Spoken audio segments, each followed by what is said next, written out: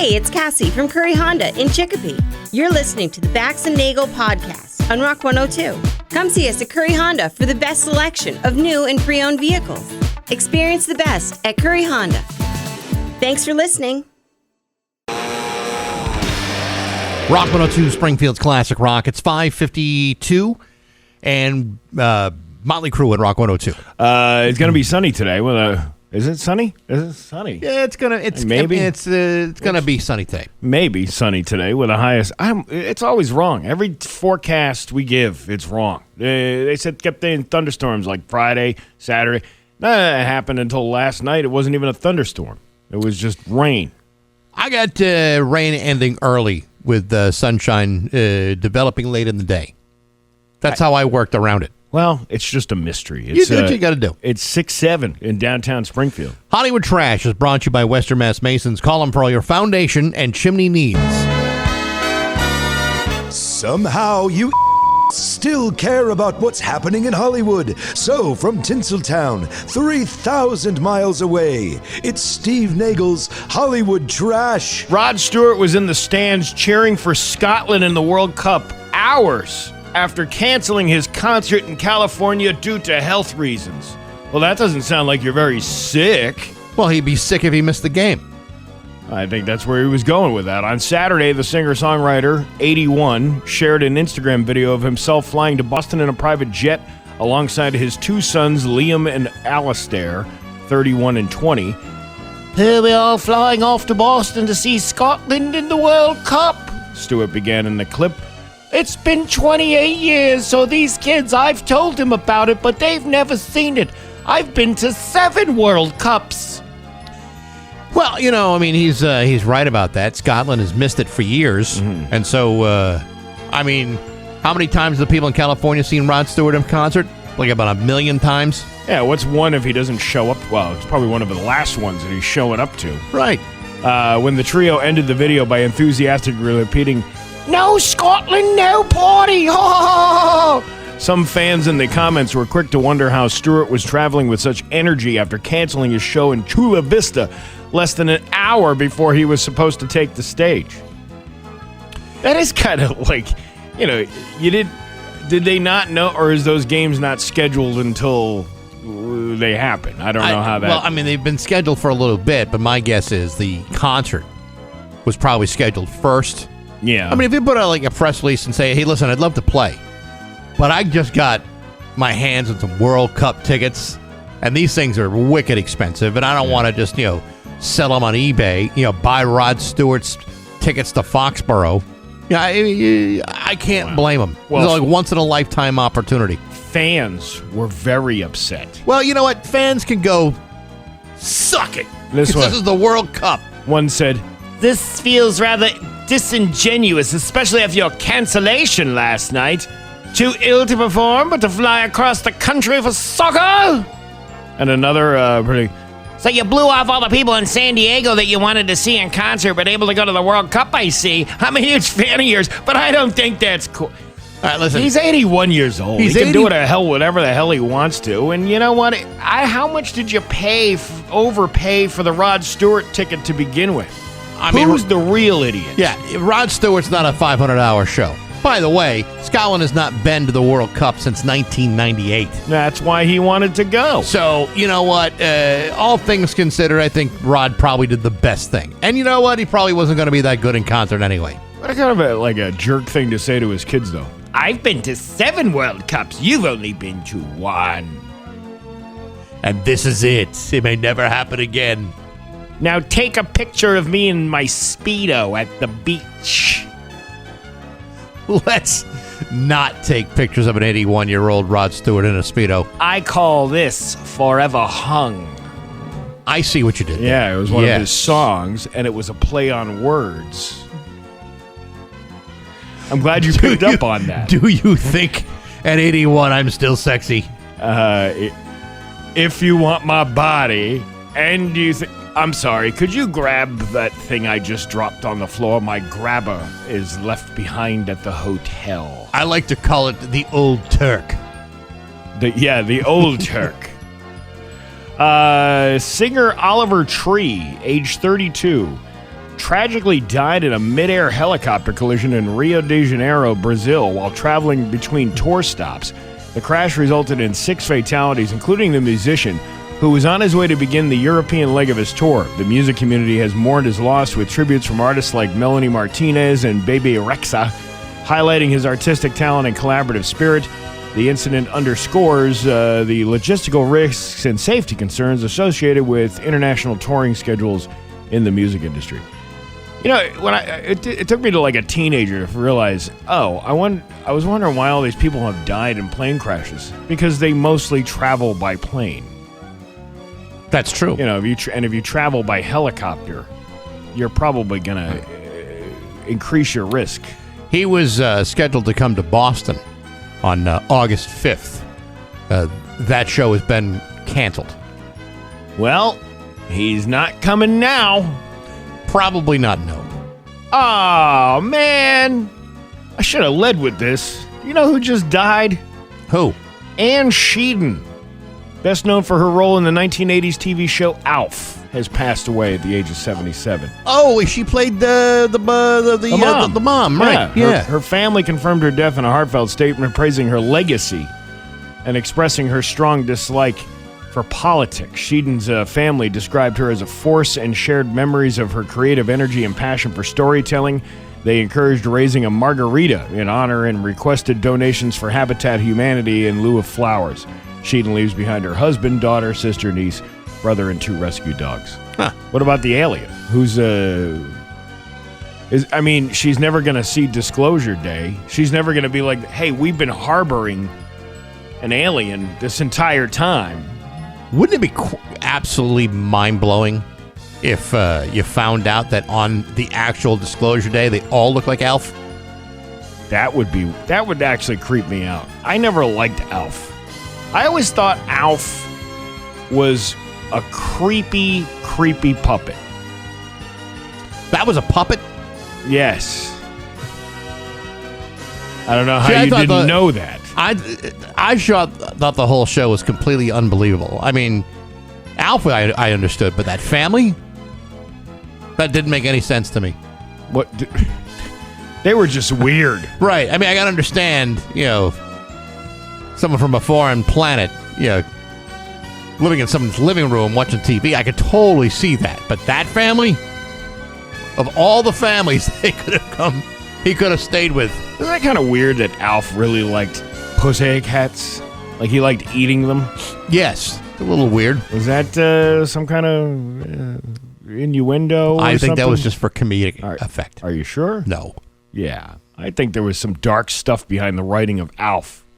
You know what? What can he eat? Well, how about like tuna fish? No. How about pussycats?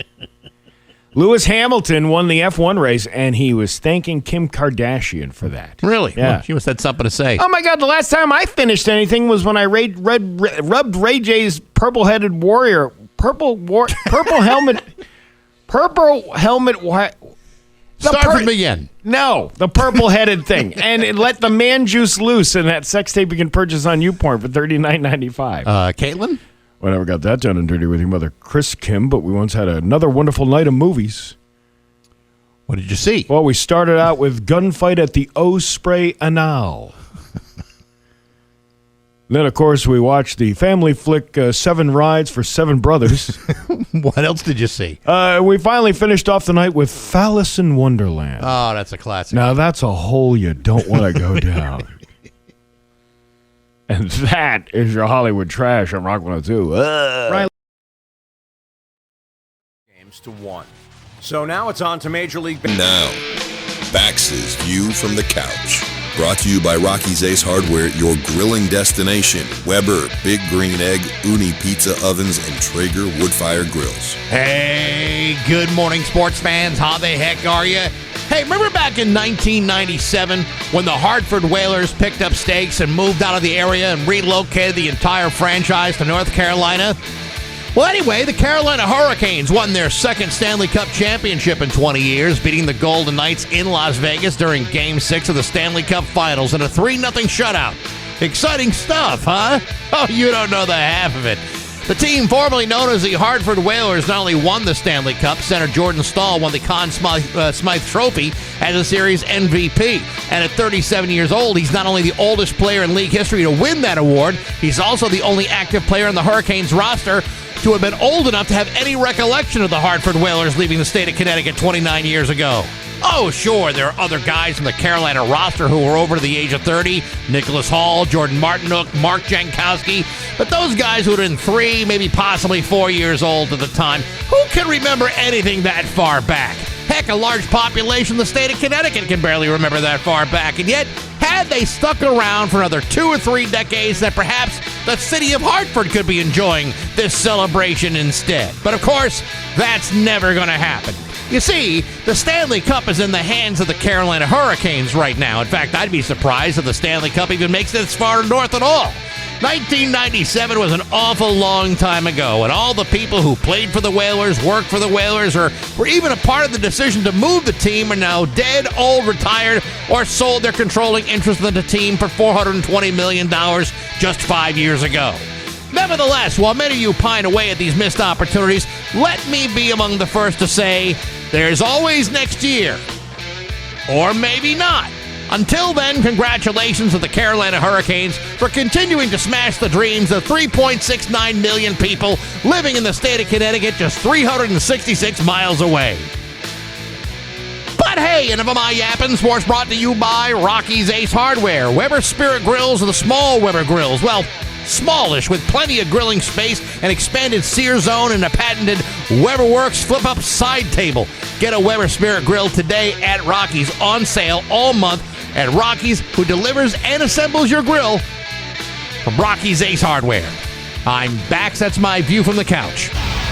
Rock 102, Springfield's 6:15 and Led Zeppelin with Bax and Nagle at Rock 102. It is going to be sunny eventually today with a high of 75. Tomorrow, more of the same with a high of 77. It's 6-7 in downtown Springfield. You know what else you missed in Hollywood Trash? I can't believe we bypassed this. Bax, I miss everything. Anyway. The death of Gene Shalit. Film critic Gene Shalit died at the age of 100 over the weekend. You know what? I did see that Friday, I think, and then I'm like, I thought he was already dead. No, like it was one of the. That's one of those guys that have lived. He was 100 years old, wasn't he? He hit 100. Yeah. Apparently, wasn't doing so good those last few days. Well, but he's 100. He made it. He made it that far. But I told you I have like a personal connection, having sat across from him at the Dakota restaurant in the Berkshires. Him and all his other little Shallots, his kids, his wife, the lovely Mrs. Shalit. The little Shallots. Surprisingly enough, now if you can imagine this, most of us remember what Gene Shalit looked like. Big, giant afro, enormous glasses, a big bushy mustache. All his kids looked exactly like him. Well, you have to. All wearing bow ties, all had mustaches, all with big, giant afros, eating that delicious bread they used to serve so warm, that big pumpernickel bread at the Dakota. Delicious. Are any one of them, nobody else is a film critic in his household, are they? Does he have like a little Shalit? Can you imagine you want to go into to film criticism like the old man? I mean, how do you do that? I mean, if your dad's seen the movie, you're going to criticize it too? It's already been done. No, there's no way to follow in the footsteps of a Gene Shalit. I just don't know why you'd want to look like him after that, though. I would do everything I can to not look like him, just to kind of separate, from the family a little bit. There's got to be one of them that rebelled in some way. Did the daughter look like him too? Sadly, yes. Wow. Well, I mean, people, it's unfortunate sometimes what people turn out to be looking like. I wanted to go over there and say hi, but he was ripping through the salad bar with such like a rambunctious spirit. You didn't want to interrupt him while he's having dinner with his family. So I didn't have the nerve to go up and say, "Hello, Gene Shalit. I love what you had to say about E.T. What a great film." I think he would have loved that if you had approached him mid-bite. Like, you wait till he's, deep into the mashed potatoes. Yeah. Where he's got it dripping all over the beard. And he hasn't even had a chance to lift up the napkin yet to wipe his mouth. That's when you step in and go, Mr. Gene Shalit. Mr. Shalit. Do Hey, you know? are you Rex Reed? Yeah, why Are you Vincent Canby? You look like all of these other people. But seriously, I've been a big fan of yours for years. I especially loved your review of, Tango and Cash. Because I felt, too, that it was lacking in a little bit of storyline and plot line. But here you are at a same steakhouse that I am. Yeah, Will I know. you please sign my movie ticket? Apparently, they lived in the Berkshires when he wasn't doing films in New York on the Today Show. Yeah. He'd hop up north and zoom, go right up to the Berkshires. I'm going to say this again, and you know what? We're starting early anyway because the Mayflower Marathon. Obviously, we need to keep people informed. There's hungry people all year long, and we talked a little bit last week about how the open pantry is serving like almost 1,000, actually over 1,000, 1,600 people in a month, right? Year to year, which is crazy. So, with that, to pump up our celebrity lineup of people, I tried last year, and I never got a response from James Taylor. He lives right behind I know. Tanglewood, like in the backyard. Tanglewood is his backyard. He goes out there and plays 9-hole every morning at Tanglewood. Sometimes he even does it during the concerts. Like Bruce Springsteen showed up. He was like, "Hey, watch me hit this ball and knock him right in the head." He that's what he does. Yeah, but he can't. He doesn't have time to respond. Well, you gotta believe when you're an in-demand act, In demand, like a James Taylor. once a year. Like, he plays at Tanglewood. He shows up at Fenway. Got a million other things that are going on. He doesn't have time to devote 5 minutes to the Bax and Nagle show. He realizes, they got Fitzy and Marty Caproni. They don't need the likes of me. I'd like to see James Taylor come to a $20 dinner and a comedy show on a Thursday night. That would be... Would he be required to sing? No, he could just sit there and enjoy Swedish meatballs or whatever. I would have a hard time believing that a James Taylor wouldn't love a whole plate of Swedish meatballs. Swedish meatballs or chicken cacciatore or stuffed shell. The traditional Lebanese fare over at the Shortstop. If you can't... In the country of Lebanon, they're crazy about Swedish meatballs. And the stuffed shells. And too. French fries. No, we haven't had French fries yet. That actually might be a good thing to put on the menu. Though. Yeah. Thanks for but I'm just saying, James Taylor should come out to do things like that. He's only a stone's throw away. And you could do, like, what do they call those, like the superheroes that are all, like, on the same team? What do you call them? Like the Justice League? Like the Justice League, right? Sure. So the Justice League of music. You get James Taylor. He picks up Arlo Guthrie. And then Karen Allen lives out there. They could pick her up. We had Chris Berman from ESPN many years ago. Yeah. He says, I listen all the time. Yeah, so Chris Berman. You can pick up Chris Berman. All those ESPN guys got nothing to listen to in Connecticut. Have you ever heard radio in Connecticut? There's nothing to listen to but us. There's radio in Connecticut? It's like there's tumbleweeds flowing through the air. It's that dead over there. But nevertheless, it's like there's so many C and B list celebrities that live in the area. I'm surprised that they're not just reaching out the Route 10 Tire listener line and say, "Hey, it's me. It's Hugh Jackman. I happen to live in Agawam." Or that was it Benjamin Bratt? He lives in Southampton, and they're all getting up there. So we could do trade with Life Care of Wilbraham, and they could send one of those little mini buses out there to pick them all up for the day. You come down to the Mayflower Marathon, maybe even get like a bus full of food with them. You're telling me that when John Bon Jovi was living in East Longmeadow, going to Ramito's 3 times a week for the French toast, he couldn't have brought a bag of soup? I have a friend who we drove around looking for Bon Jovi's house. And I kept saying, he don't live here. Yes, he does. His kids go to Wilbraham Munson. He loves going to Ramito's. Yeah, the wild stories that were made up of the fact, was he like, did he stop here or something at one time? And then the rumor just became that he bought a house around here? I think the story was that his kid was going to Wilbraham Munson. Yeah. Which is probably true. It's very likely true. That's that can be a very costly affair if you've got the money. If you're not in need of financial assistance, you can pay top dollar. The kid was always halfway there. Yeah, of course. And Wilbraham, East Longmeadow, they straddle each other. Yeah, so the much like so many groupies would try to straddle John Bon Jovi in the back of a bus. They would try to straddle the guy who was Bon Jersey, the guy who sang in that cover band.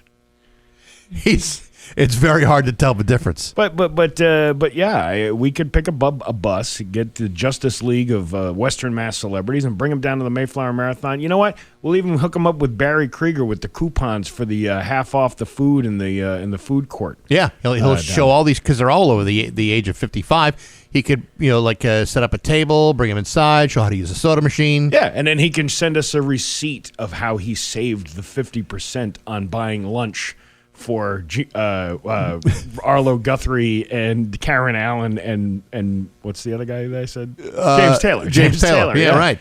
I'm telling you, this could work out in many people's favor. We're going to have to all put our efforts together to get something like this done, even if it's a small bus, one of those miniature buses. That's what I'm saying. Yeah. I'm talking about the Life Care bus, like the ones they pick, because one of them's got some mobility issues at decent. One of them's probably living at Life Care or a Wingate. I bet you it's Arlo Guthrie. It's 625 on Rock 102. Rock 102 cares. And Nagle on Rock 102. Liam's got the full forecast for you. Hey, Steve's big party happens to be this Saturday, the start of summer. Steve Nagle's summer kickoff party to raise money for Rick's Place, happening at Vantage Valley Brewing in Ludlow. Rick's Place, of course, provides free support for grieving children's teens and their families after the loss of a loved one. Great organization. And there'll be live music, lots of activities for the kids, prizes up the yin-yang, food and beverages for sale from Vantage Valley, hot rod dog, and malicious ice cream. Rick's Place will also have great raffles, including a garage door with installation courtesy of Father and Son Garage Door and a backyard pig roast courtesy of Hilltown Pork. And there's a lot of other stuff, too.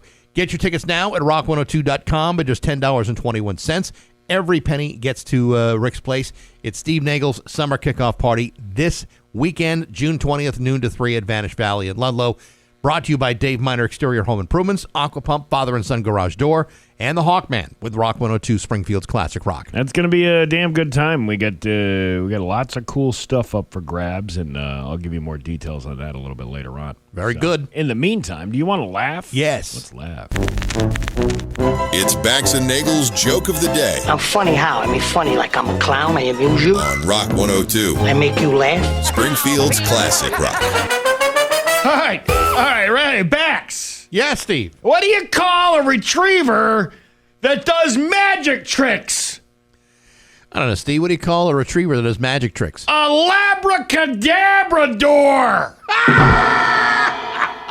I got a bunch of them. I got just a Rolodex of jokes. It's gonna be awesome. I got more to go with that. Bax and Nagle in the morning on Rock 102. 6:32 with Bax and Nagle on Rock 102. The Pioneer Valley. It's time for news, and it's brought to you by Geisler's. Tell them you got it at Geisler's. Here's local radio icon Steve Nagle. You know, I know you don't like the news that much. We don't have to end it right away as soon as you introduce it. No, Steve. I love the news. It's my favorite part of the show. I know, but you went right to the almost the end. I don't even know what got into me. Like you're a premature news acculator. I don't know how to say that. Premature speculator. There you go. There you go. Residents from Longmeadow were invited to bring items that represent the town to fill up a time capsule. The time capsule was buried on Saturday on the town green on Saturday. But what day did it happen? Saturday. They wrote it twice. The capsule was buried on Saturday on the town green on Saturday. What happened on Saturday in Longmeadow? I think there was a time capsule that might have been buried there. When was this? Saturday. But what happened on Saturday? That's what I want to know. We know what happened yesterday and the day before Saturday. You know what happened on Sunday? What? They're all talking about what happened on Saturday. Well, that's usually what happens. They gather around the town green.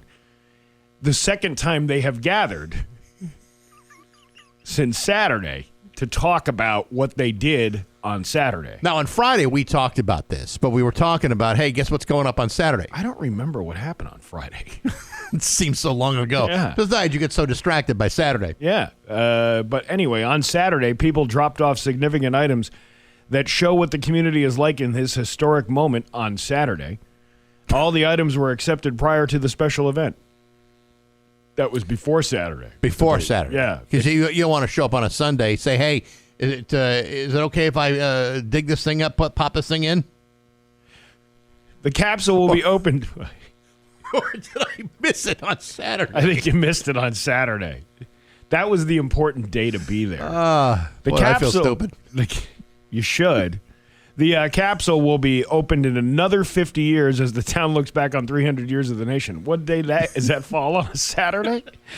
The 50 years from now? I would hope it'd be on a Saturday. People got to work. What's that, 2076, right? Okay. All right. So what is, let's see, calendar.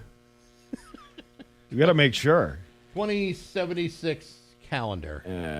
Do you have it in front of you? In fact, Steve, you know what? No, I got 2074. This calendar sucks. In the year 20. All right. So what day was it? June. What was the that Saturday? would have been the 13th. It will, in fact, be on a Saturday in Shut up. 2076. I got to put this down on my own calendar. Make sure I don't miss this. So when you tell them that it's gonna, you mean this Saturday, or 50 years from now Saturday? I got to tell you, most of my Saturdays are filled between now and the next 50 years. I'm really. Could we move it on a Sunday instead? I'm really interested to see what they put in there. See, this is the thing about the news. It's like, go find out what items people put in there. Like, wouldn't it have been better to, like, gather an item from, like, one from every town? That would have been probably more appropriate. But, you know what happens in these kinds of things? They put in the dumbest stuff, like a newspaper that nobody read in 2026. Yeah. Or, yeah, why not make it significant? Put it like a receipt for a $10 and a fish sandwich from Springfield. yeah, right.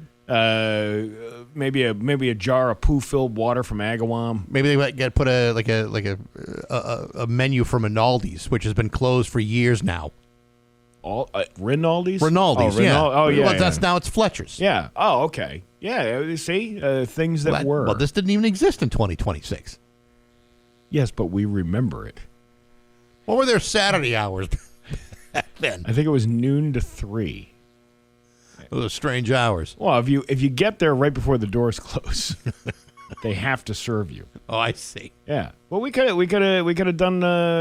We could have had the arrest warrant for that guy up in Holyoke, that Wilmer. Oh yeah, that would have guy, good. that That would have good. fled the country. You know, How about the arrest record of that woman with the bees? Yeah. That was right here in Longmeadow. That would have been good. the Easy Pass receipt from Lynn Clark's car. We could have put that in there. When you say Easy Pass, are you still talking about the highway? Yeah. You could have put in Or are you talking about the My Way? a pay stub from a Mass State Police trooper that supposedly worked that many hours of overtime but didn't work that many hours of overtime. There's so many things you could have put in the time capsule. Maybe the finishing times of the Ironman competition, sans the Sans swim. the third leg that was never swam. Yeah, you're right. All these kinds of things. And what do? They put little drawings from little Billy from the kindergarten class at Longmeadow High School. In 50 years, Billy's going to see his picture. No, Billy is going to move to Hamden and then go. He's going to grow up. He's going to have. I'm just imagining the kid that put the drawing in the thing. He's going to grow up, and he's going to wind up having a teen pregnancy with some gal. And Not some kid from Longmeadow. and then they're going to live at the edges of Hamden, and their Friday nights is going to be hanging at the V with, what's his name? Scooter over there? Yeah. Getting liver cirrhosis, sitting on a bar stool. Ain't nothing wrong with that. Yeah, I'm just telling you. And then he'll be sitting there telling stories of yesteryear. They're almost opening that time capsule. When I was in kindergarten, I put a drawing in there. We're going to see what it looks like now. And And then all the other guys at the VA were like, no, you weren't there. I was there. I'm 57 years old. They're going to open that time capsule, and there's going to be a picture of little Billy in there. Yeah, I can see it all already. There'll be all that stuff. There'll be some scorecards from Twin Hills. Yeah, see? That's all these things that we could do. I don't even know how we got to that, but we did. Time capsule. Which happened on Saturday. I thought it was Sunday. Nope, Steve. Are you sure? Everything that I've read points to Saturday. Here's something pretty cool. The world's biggest soccer event is obviously here, as teams from 48 countries are competing for a chance to call themselves soccer champions in the world. On Saturday, the Mass Mutual Center brought some of the fast-paced action to the heart of downtown Springfield with plenty of amenities for all ages. Sean Dolan from the Mass Mutual Center, they said there's bars, there's inflatables, there's things for kids, and there's going to be a giant LED screen playing the games. That's pretty neat. That's cool. It's a World Cup watch party right on that.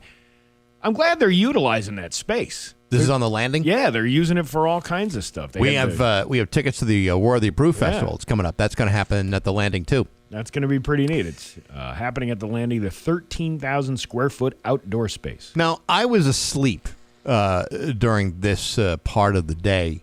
Did bars in Springfield stay open until 3 o'clock?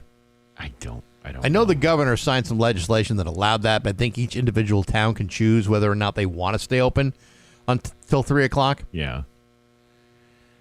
I know I don't want to stay up until 3 o'clock watching soccer. I could barely stay up at past like 9:15 the other night. I don't know if they did or not, but isn't it kind of weird that like Dom was complaining years ago? It's like, hey, these bars are staying open till 2 a.m. We got to close them early.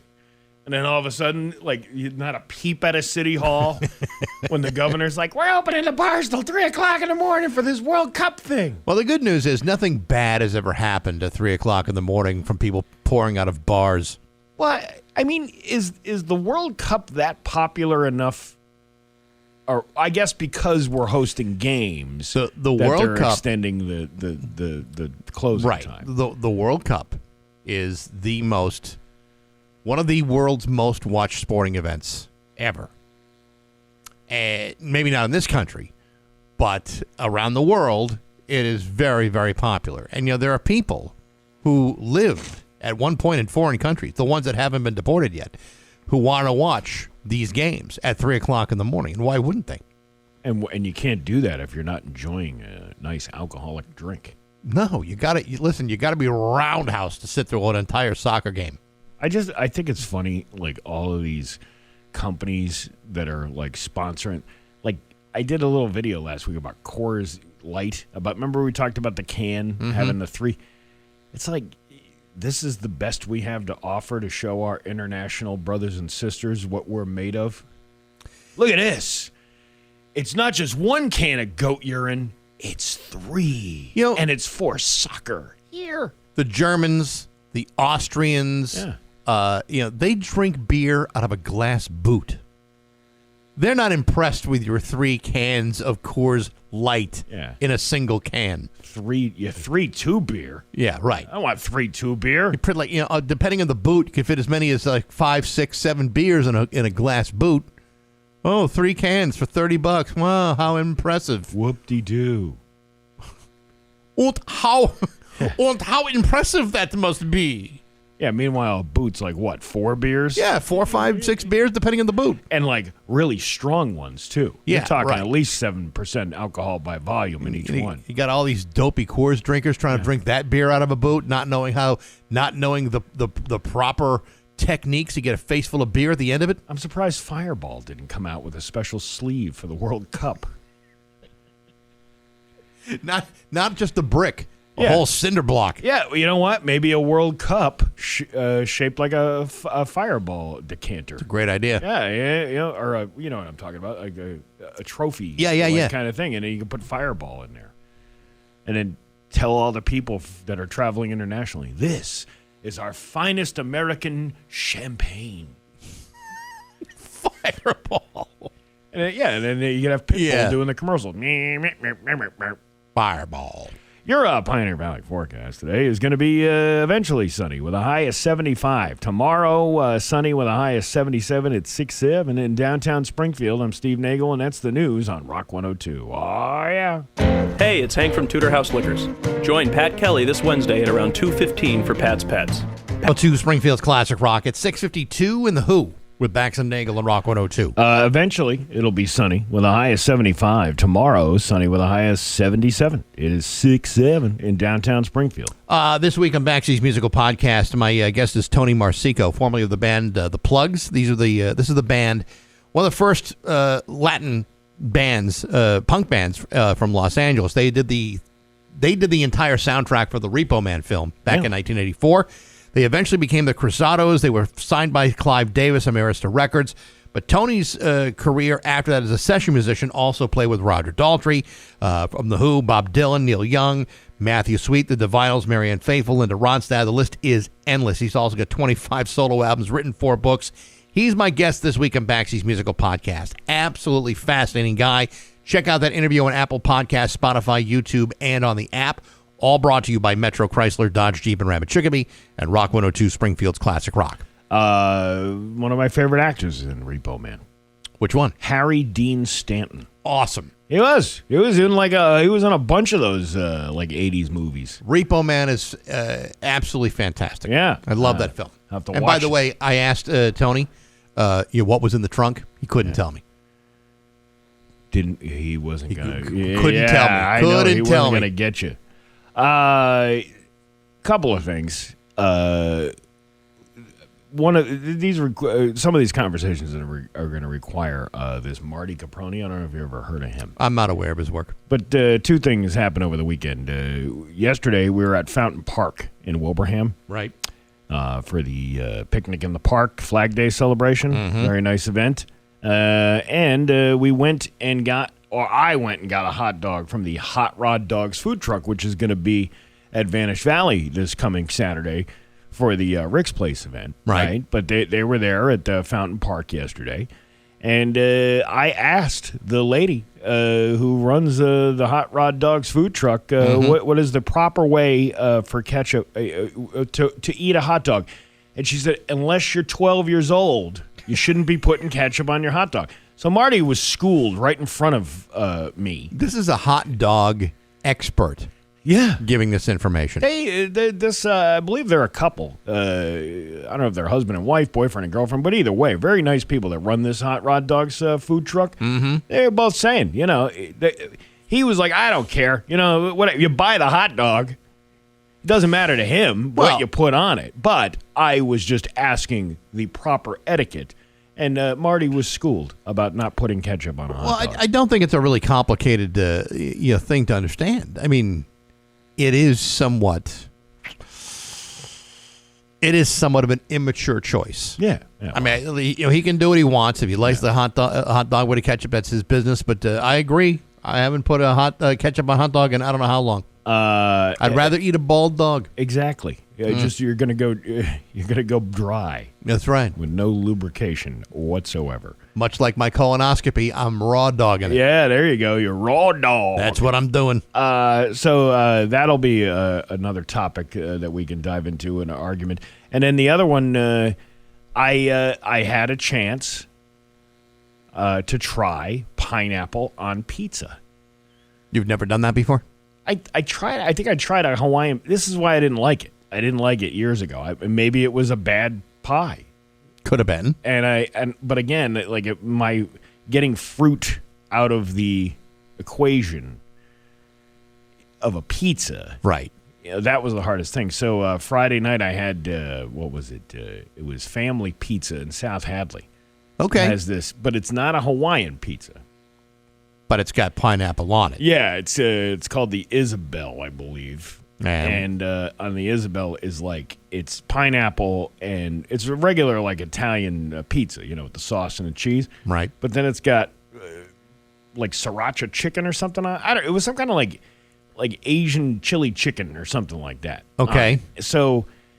And then with the pineapple, I gotta say, it wasn't terrible. I actually, I ate a couple of pieces of it, or a few pieces. So what possessed you to you order? Were you there with other people? Yeah, and they ordered it? my friend said, you should really try, the pineapple on the pizza thing. Did you make the argument? No, I'm actually here to eat food I want to eat. No, listen, I'm willing to try something. I'm willing to see because I can talk so much negativity about the pineapple on the pizza. See, I haven't really eaten it. I've had the Hawaiian pizza, with the pineapple and the ham, and it's not terrible. Yeah. But I would never order it on my own in a million years. So to me, there's so many better options. See, that's the thing. Like, I could probably, I eat a few pieces of this thing. It was pretty good. Mm-hmm. It almost tasted like this particular one, like General Tso's chicken on top of a pizza pie. Yeah. I mean, I get the idea of creativity on a pizza, but I kind of like the simple pleasures in life. Yeah, like if a P.F. Chang and a Papa John got together.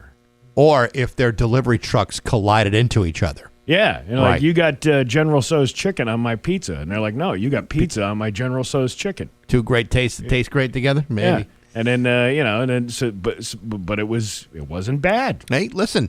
I know people that have that swear that you should never put anchovies on pizza. Yeah. I happen to really like it a lot. I never order it because my wife won't eat it. But if it's me, that's the thing. Just me, I'll have it, and it's delicious. You're going to be the only one eating it. Yeah, right. You know what I absolutely love, but I don't make it because nobody in my house will eat it. Tuna noodle casserole. I love a good tuna noodle casserole. Yeah, I hear you. With little potato chips on the top, breadcrumbs, or cornflakes. I think my mom used to put on top of it.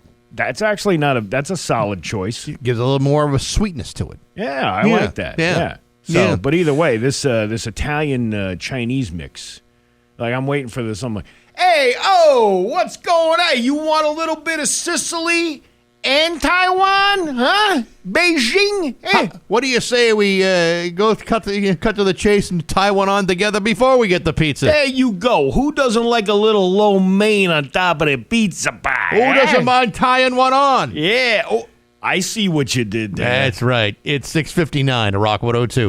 The 2026. And now, Bax's View from the Couch. Brought to you by Rocky's Ace Hardware, your grilling destination. Weber, Big Green Egg, Uni Pizza Ovens, and Traeger Woodfire Grills. Hey, good morning, sports fans. How the heck are you? Well, folks, there you go. The New York Knicks have won their first NBA championship since the Nixon administration. After 53 years of wild underachievement, the Knicks beat San Antonio, rallying from a 16-point deficit to beat the Spurs in Game 5, a final score 94-90, thanks in part to the outstanding play of Jalen Brunson, who scored 45 points and walked off as the series MVP.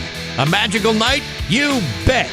Made all the more incredible by the overwhelming fan violence, vandalism, and assorted criminal activity perpetuated by jubilant Knicks fans throughout the New York metropolitan area.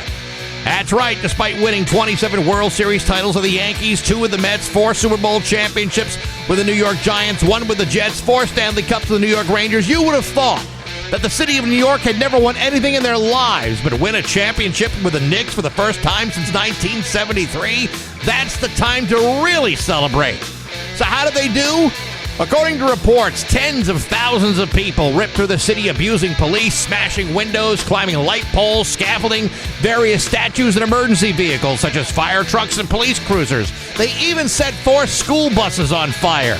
Add that to the 4 stabbings, at least 1 shooting, and multiple assaults, and you're looking at least 63 arrests and a wide array of charges such as weapons charges, assault on a police officer, criminal mischief, and disorderly conduct. Hopefully, many of the incarcerated will be able to post bail in time to enjoy Thursday's celebratory ticker tape parade, celebrating the Knicks and their incredible championship run. Now, I'm sure some of you people might be saying, gee, Baxy, only 63 arrests in a city of 8.3 million people? That doesn't seem so bad to me. Well, the truth is, folks, they couldn't possibly arrest everybody. That's because the cops to douchebag ratio on Saturday was unfortunately a bit askew, leaving cops to pick and choose only the best ones, or at least only the ones they could catch. Either way, congratulations to the New York Knicks, and congratulations to the city of New York for keeping it classy. But hey, enough of my yapping. Sports brought to you by Rocky's Ace Hardware. Hey, have you met John at the Island Pond Rockies? He's a grill master. Weber grills, Traeger pellet grills, Blackstones, he knows them all. He'll deliver and assemble your grill. Good people, rock solid service, and a grill master like John at every Rocky's Ace Hardware. I'm Bax. That's my view from the couch. Rock 102. On Rock 102. Eventually sunny today with a high of 75. Tomorrow, more of the same with a high of 77 at 6-7 in downtown Springfield. Fitzy from TownieNews.com coming up after 8 o'clock this morning. That'll be a lot of laughs. Yeah. Always great to have him on. Well, I'll have to give him crap for not coming in the studio like he said he was going to come in the studio. But whatever. I mean, Hey, listen, it is what it is. we'll get him here one way or another. Did you see this story about the bungee jumper in Brazil? No. This is crazy. A bungee jumper shared an anonymous last post before she horrifically plummeted 100 feet to her death in Brazil. Maria Eduarda Rodrigues de Freitas, 21, jokingly wrote, "Who was the craziest person who let me jump off a bridge?" on her Instagram story Saturday, before she went on what she thought would be a thrilling bungee jumping adventure in Sao Paulo. Instead, De Freitas fell to her death after the bungee company failed to attach the cord to her harness as they hurled her over the cliffside. Okay. Now I'm not a bungee guy, but isn't that like the primary function of the bungee company? I believe that's the first thing they do. Like in bungee jumping school, usually the connection to the bungee cord, pretty important thing. I'm looking at the video of them tossing her over. Yeah, I couldn't even watch that. Well, I mean, all you see is her like on top of the bridge or whatever, and they got her over her head, and they toss her, and the guy's just standing there with the bungee cord just sitting by his feet, like, I guess we forgot to attach that. A sickening video posted on social media captured De Freitas being thrown off the edge of Skeleton Bridge with her bungee cord after the grim joke. According to the Brazilian news outlet, the witness filming could then be heard shouting, "Guys, the rope! The very thing you were responsible for was not attached to the woman that you picked up in the air and threw over the bridge or off the cliff." Why does this sound like the setup of a Snickers commercial? Not going anywhere for a while? What? You imagine that? You save up your money. Your thrill of your life is, I want to go bungee jumping off a skeleton, whatever the hell it's called, down in Brazil. And then you finally get there. You make a joke before on Instagram. See, this is among the many things I will never, ever do. Because in my luck, I'll jump off a 131-foot bridge, and I'll have 135 feet of bungee cord. Or the bungee cord weight ratios are not up to snuff with the amount of propulsion and gravity that would be eventually taking over this entire scientific experiment. There is always a possibility of the rope snapping. That's what I'm talking. Or me ripping the whole damn bridge apart. De Freitas, who is a physical education and sports management student, was pronounced dead at the scene. Her fiance was watching on as she plummeted to her death. Six people have been arrested following the incident, including 3 people at the scene of the jump. 2 of the suspects tried to flee the scene, but were ultimately tracked down by a helicopter in a wooded area, according to the military police. It does say she was wearing a helmet, and at least that shows a little responsibility. Well, at least they'll be able to have an open casket. I'm not so sure that they will. Well, as long as the head's intact, you can cover up the rest of the body with, your wrapper and bungee cord. That's how you display the body at the wake. There's a couple of subreddits that I follow. One is, I'm trying to remember the exact title, but it's something like, "This is why women live longer than men." Oh, and it's the same kind of thing. You see guys like doing really, really stupid stuff. Why women live longer. That's the it. Name of the thing. Why women live longer. And you realize that, okay, so this woman, obviously not a man, but it sounds like these were mostly men who were doing the job. And like in so many different relationships, isn't it always the man's fault because he didn't do the job right or do it well enough? Oh, listen, you don't need all the screws when you're putting something together. No, but you do need all the bungee cord, and there's only one. I'm that kind of person that'll, like, you get one of those things you got to put together like a bookcase. Yeah. There'll still be some missing screws at the end. Whatever. They must have given me extra in case I were to lose one on the couch. Hey, listen, it's standing upright. What could possibly go wrong with this whole thing? This is something you probably don't want to do in a bungee cord situation. That would be the first thing you should do when somebody walks up to the bungee area. Here, hook this to yourself. Yeah. It'd be like, going on a zip line and not securing the harness. Yeah. That's a mistake. That's a big mistake. It's like the first thing you learn in bungee jumping school. I did that zip line in Vegas, where you come out of the slot machine and you go 2 blocks down the street. You're on Fremont Street. To the next slot machine. Well, there's casinos on the whole street. But I did that zip line. And then I'm like, wow, that was cool. And then like a year later, I heard that the thing was shut down because people were urinating while they were on it. Now, that sounds like a guy thing to do. That's exactly what you would do. Because you're flying over like a bunch of people on this. You're flying over 2 blocks of Fremont Street in Las Vegas. So there's a lot of people down there, and these idiots were peeing. How do you do that? Well, how do you pee? No, how do you pee on something like that? Like, I was like holding on for dear life. Maybe they were so scared that they peed. Yeah, but this was like spraying down on people. They had to have, Well, you're in the desert. It's a dry heat. Couldn't have evaporated before it hit the ground? No, you're only talking maybe 80 feet off the ground. 80 feet off the ground in 120-degree heat. Yeah. I'm surprised anything landed at all. It might even be 40 feet. I don't even know how high. I don't know my feetage. I don't know what that is. I don't know how to... Clearly, since we're calling it feetage. Well, isn't that the metric system? I believe standard measurements would be footage. I heard some English guy going, yes, I believe there's many feetage before you reach the top. See, it's all a thing. But either way, this lady, poor lady. It's an awful story. Yeah, but it's just like, you hear the guy on the video, guys, the rope. Oh, my God. Oh, that's terrible. That reminded me of like a Looney Tunes thing where like the coyote is, accidentally attaches himself to a boulder. Right.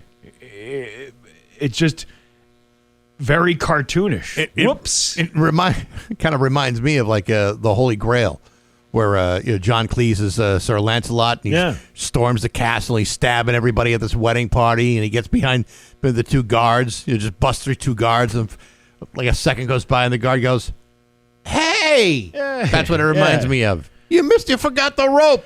Hell, rest in peace, young lady. It's 7:22 at Rock 102. The Rock 102 app. Download it and take Springfield's classic rock wherever. Stream the station, listen to Bax and Nagle's podcast, stay on top of what you can win, find out where your favorite band's playing locally, or have fun and leave us a message with the open mic feature, along with plenty more. The Rock 102 app. Download it now and you're good to go with Springfield's classic rock anytime. When it comes to your home, you don't want to gamble with just anybody. At Next Gen Roofing, we've built our reputation here in Western Massachusetts on quality workmanship, honest communication, and treating every home like it's our own. We're a GAF Master Elite Contractor, one of the most trusted certifications in roofing. Whether you need a new roof, minor repairs, siding, or windows, Next Gen Roofing has you covered. And now we make it even easier.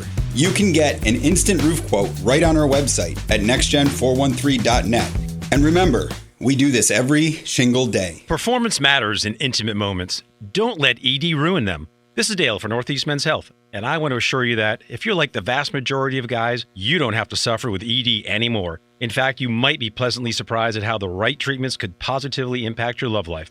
At Northeast Men's Health, our advanced medical therapies go far beyond pills. We have treatments that are effective in well over 90% of cases, and we offer specific and combination therapies that can dramatically enhance both your performance and your stamina. You could even last up to an hour or more and bring a far greater level of intimacy to both you and to the one you love, perhaps performing like you haven't in years. So call us today and find out why our advanced treatment strategies offer so much more. Your first visit is just $99 and gets you blood work, a medical consult, and if medically advised, a test dose. And if that test dose doesn't work in the office, your visit is free. Call 800-930-5956 or go to northeastmenshealth.com. That's northeastmenshealth.com. Northeast Men's Health, advanced medical science to empower male performance. If you're feeling overwhelmed by credit card debt, it's time to take control now with Cambridge Credit Counseling, a nonprofit agency in Agawam who have helped many consumers eliminate debt for 28 years strong, stress-free. Don't let debt hold you back. Make the call. Cambridge will evaluate the situation for free and get those interest rates and payments lowered. Anxiety will be a memory and financial freedom a reality. Call Cambridge Credit Counseling now and take the first step toward a brighter financial future. 1-800-CAMBRIDGE. Drain Defense LLC. Veteran contractor, sewer worker. Having issues, are your crap pipes clogged? We are Drain Defense LLC. We'll unclog your pipes and drain your sewage. We'll clean your pipes and crap using hydrojet. Snaking with cables or flex shaft and camera inspection survey. We are Drain Defense LLC. Drain Defense LLC. Call us for your crap needs. For your business to grow, you need customers, not impressions, not likes, customers. You're spending more on advertising than ever, but you're still asking the same question. Where are they? Every platform promises results. Every rep has a new solution, but what used to work doesn't anymore. What you actually want is simple. People finding you when they're ready, clicking on your website, walking through your door, calling your business, searching, and choosing you. That's a gap we can help you close. SpringfieldRocksMediaGroup.com. Let's talk about customers. It's 7:25 with Bax and Nagle on Rock 102. Liam's got the full forecast for you. Rock 102 presents the Classic Rock Summer now through Labor Day weekend. If you listen to Rock 102 all summer long, you could find out how you can win your big fat share of the summer stash of prizes. This year, we're giving away Big E tickets every weekday through Labor Day. And if you want to win, you just go to rock102.com. And every weekday, Pat Kelly will announce the winner. The Classic Rock Summer brought to you by Surfside, iced tea and lemonade plus vodka only on Rock 102, Springfield's Classic Rock. That's the unfortunate piece is you got to listen to Pat Kelly. Yeah. You know, this is Dan's last week. It is. It's like senior week. I know. He's going to be... imagine how you would feel. You were going to retire on Fridays. Like, Friday's your last day. You get 5 days to come in here. What kind of show you think you're going to be pulling off in your last 5 days? I'm going to bet you Dan is going to go hog wild this week. I don't know about that. Hog wild. Upstairs, he's already gone. He's already gone. Yeah. He's going to be saying things he doesn't mean. He's going to be spouting off profanities. It's going to be great listening all week this week. I'm sure. You want to hear him drop the F-bomb a couple of times? He might do it. You tune in between 10 and 2 and listen to Dan Williams. You know, I've heard him do it off air. He'll swear with the best of them. But this might be the week. Well, this is definitely, fine. That's his last week. But the real celebratory week begins on Monday. Why? What's going on Monday? Because McDonald's has announced a limited-time treat that will take customers back to the 1980s. And that is? When deep frying food was less frowned upon. The apple pie. The hot apple pie's been gone? No, it's been baked. They stopped frying it because it was too fatty. I'm like, it's McDonald's. What the hell do you think? The whole thing is loaded with saturated fats. Yeah, I never figured out why people were so worried about the health benefits of or the health problems with McDonald's food. No one's going there because they're a health nut.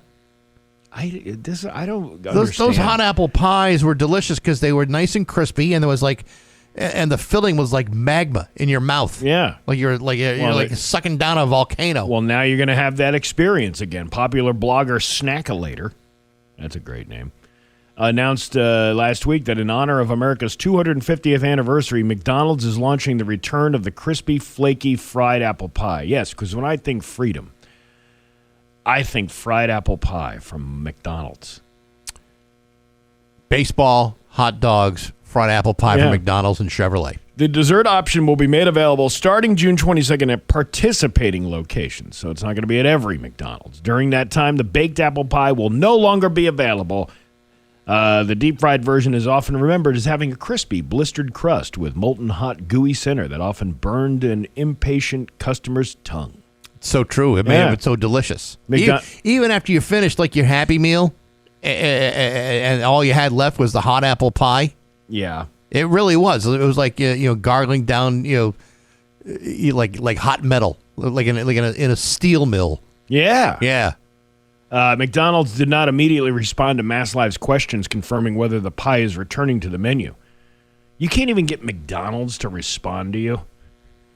No, you have to go to the kiosk instead. However, the 220-calorie dessert is shown on the McDonald's website with the description, McDonald's fried apple pie features 100% American-grown apples inside a crispy golden crust that's fried to perfection.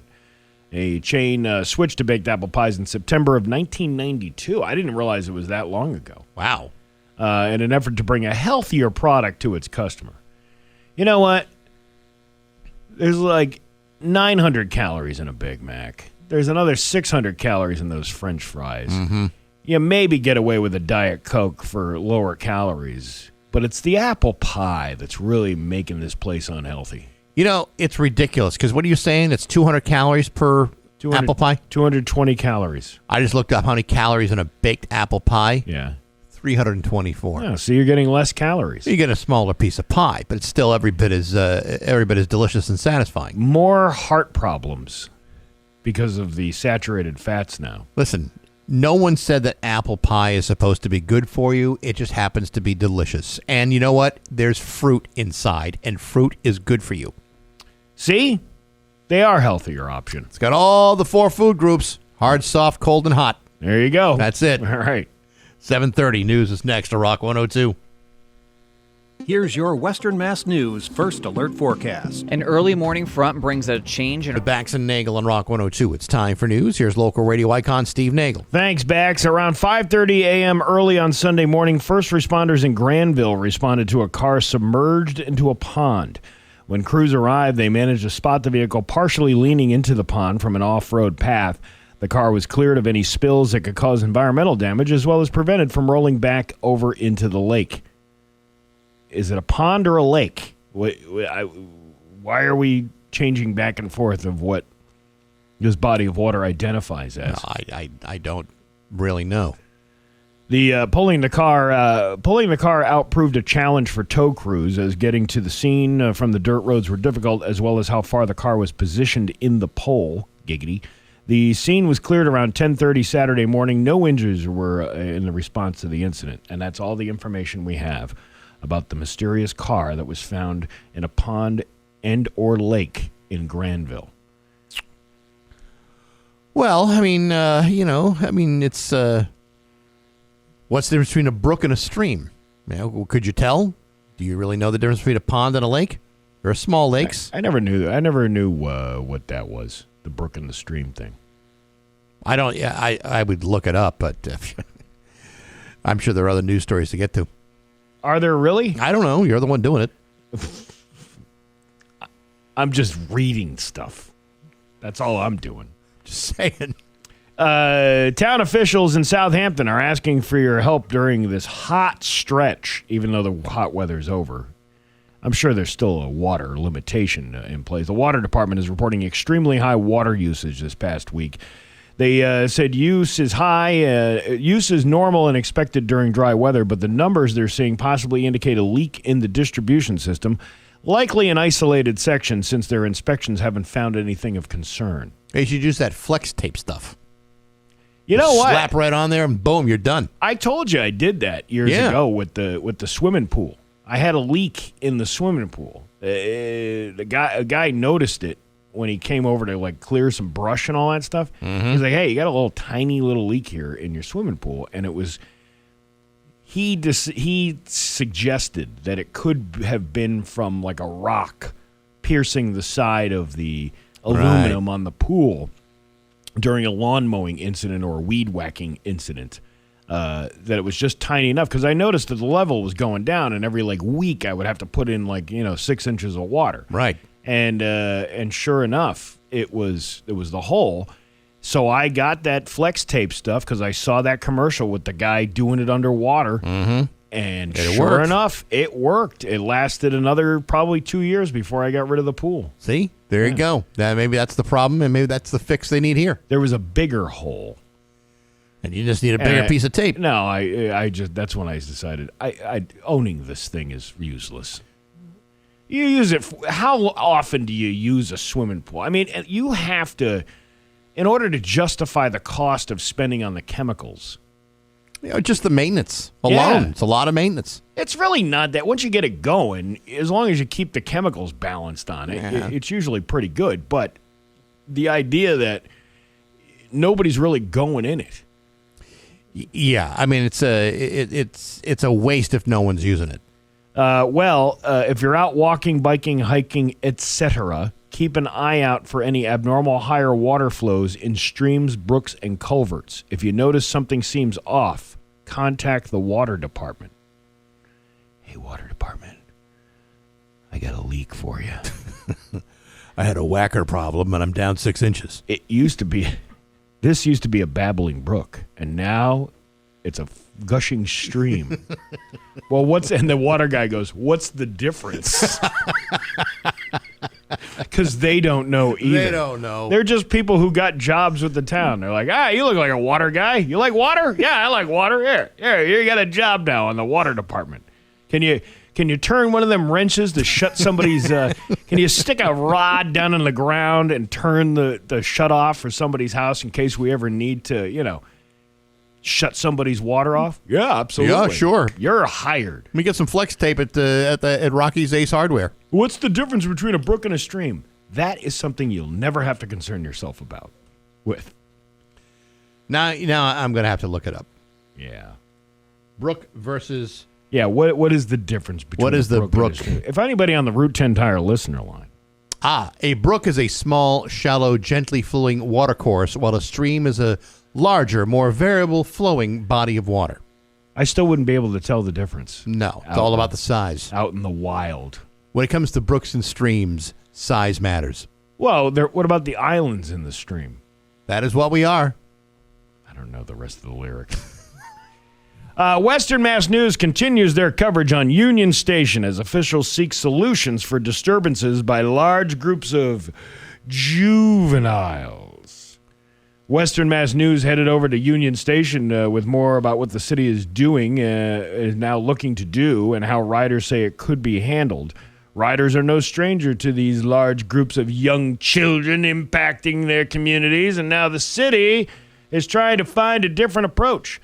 Mayor Dom Dom's passionate press conference on June 2nd called for action against large groups of young people who've made the transit hub a major hangout spot.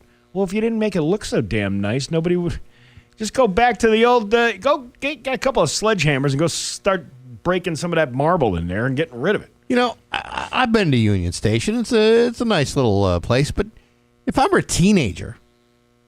a bus station would be the last place that I'd want to hang out at. Yeah, but think about it. You don't live in those sections of the city, so if you live down there ain't nothing really to do for a ute. And then you go out there and you hang around. There's a Dunkin' Donuts right inside Union Station. They just redid Court Square. It's beautiful over there. If I were a teenager, I'd hang out there. Yeah, what if it rains? There's no cover. Okay, well then, I don't know, find someplace else to go. There's lots of places for people to go. Springfield police said that 11 kids were arrested at the station in the month of May. According to Representative Gonzalez, the key points of the monthly Union Station meeting this week shifted focus to why these large groups gather at Union and away from any penalties, including those who are following the rules and rely on programs like the free buses. These ideas included schools issuing IDs for students to help identify younger people more effectively, more youth programs at Union Station like mental health. That would be a great way to get rid of the kids at Union Station? Like have the only social media available be like Facebook, only play music from the 80s. Yeah. Do things that only their parents would do. And then, but then you'd have a group of parents, like hoodlum. Well, that's fine. You can have parents. The parents aren't the ones going to be causing the problems. I'm talking about, how do you annoy young kids? Well, you have your parents hang out there.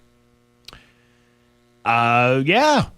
Make it uncool. Yeah, I don't know, have square dancing competitions. once I started doing the 6-7 thing at home, my kids are like, we're not saying that ever again. And they don't want to be seen near you. We're not doing that. If parents were allowed to spend more time at Union Station, I think those kids would stay at home.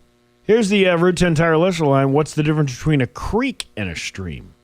Come on, how many different Google searches do I have to do here? You gotta. This is what AI was made for. A creek is generally smaller, shallower, and slower flowing than a stream, while a stream is a broader term for flowing water that can vary in size and speed. Again, it's all about the size. So it's the size of the body of water that makes it creek, stream, brook. That's right. Well, it would be creek, brook, stream. What about tributaries? Oh, that connects Aren't they all everything. tributaries? Yes. They're all That's tributaries. Right. Yes. I like that. Now, actually, I take it back. A brook is smaller than a creek. A creek, I believe, is smaller than a stream. I could be wrong. But nevertheless, that's what the internet is telling me. Well, the internet must be true then. Yes. It's the word, it's the gospel of the world. Yes. The internet. Google. A popular antidepressant is being recalled because it may contain elevated levels of cancer-causing substance. Well, that's really going to make me depressed. No kidding, right? I feel great on this medication. I haven't cried in like a month. Yeah, I haven't thought about taking my own life or anything. These antidepressants are working great, other than the fact I've got sexual side effects, have gained weight, and now this. And now I got a tumor growing out of my neck. Thousands of duloxetine delayed release capsules are being voluntarily recalled by Breckenridge Pharmaceutical. The pills are commonly used to treat depression, anxiety, and fibromyalgia. What about vaginal mesh? What's the medicine for that one? I always see those commercials on TV. Are you suffering from vaginal mesh? I don't know, but I keep going to the Bay State portal just to be sure. I don't even want to know what that is, but it doesn't sound good. Well, if my understanding is they use it when sometimes like the urinary tract prolapses, and that happens to a lot of women as they age. They no longer have the structure, and so the mesh holds everything in place. Look at you. Kind of like flex tape in a pool. Yeah, well, you look. I never saw that in the commercial where the guy was going. That'll hold her. Yeah, underwater. That'll stop the leaks right there. You see it slapping the side of the cave. These things happen. Anyway, recall alerts say the impacted medication may contain more than the recommended limit of N-duolexetine, which belongs to a class of compounds classified as possible carcinogens to humans. So if you want to, what do you want to do? Do you want to be depressed and cancer-free, or be not depressed and have lots of cancer? Well, I mean, it's a hard choice to make. These are very tough choices, but thankfully, not everybody who takes it develops these side effects. But enough people do that they're recalling it. Right, of course. Your Pioneer Valley forecast today going to be sunny with a high of 75. It is 6-7 in downtown Springfield. I'm Steve Nagle, and that's the news on Rock 102. Oh, yeah.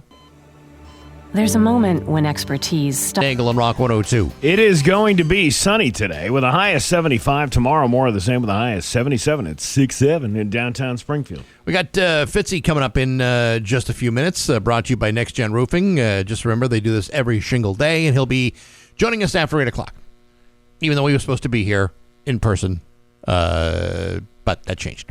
You know what? Once you put the Google directions in, and you see where it is, you're like, I don't want to drive that. I don't want to do that drive. I don't want to come up here. He knows how to get here. He's been to the area. It's not his first time. Not his first time? No. He's his first time to the new building, but it's not any further. It's actually probably a shorter drive from where he needs to go. Yeah. Two former novice nuns have shared their story after leaving the convent, falling in love with each other, and getting married. Oh, boy. Francilla Costa excuse me, and Luisa Silverio, known online as Double Wow, first met at a convent in Brazil back in 2019.